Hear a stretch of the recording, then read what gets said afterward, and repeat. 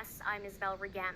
A new study is out from BC researchers, and it's shining light on the growing human trafficking problem in this province. SFU researchers say it is one of British Columbia's best hidden crimes.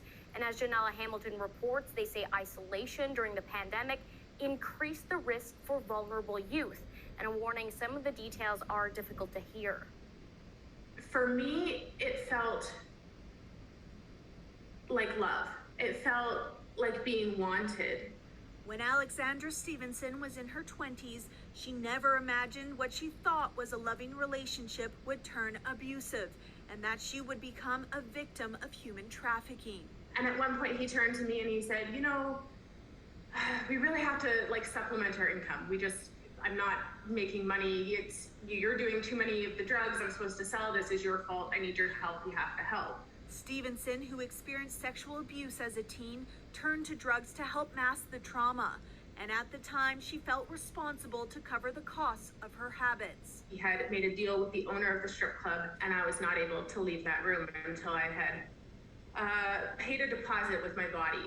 And when she refused, he showed me a newspaper article about a woman who had been hurt graphically. She was permanently disfigured, and he said, that's what happened to the last girl who broke up with me. Stevenson is among thousands of British Columbians who have been sexually exploited. It's a huge problem in British Columbia that's not often spoken about. Number one, we have an overrepresentation of Aboriginal youth that are victimized. What we need to understand that this is happening to youth in high school in Burnaby, and it's also happening to homeless youth on the streets of Granville.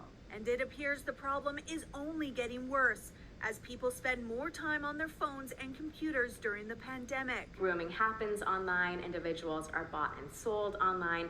So it's very virtual and it's very difficult to detect that. A new SFU study has developed tools to help crack down on online human trafficking with the use of algorithms. New girl in town, for example, we're starting to look for any indications of somebody who's underage, who doesn't have any kind of boundaries. So somebody is saying that they're available 24/7. Using popular sex work websites in BC, researchers found a very high rate of human trafficking cases among the posts. Well, we don't want to conflate sex work with trafficking because sex work is consensual and trafficking is not.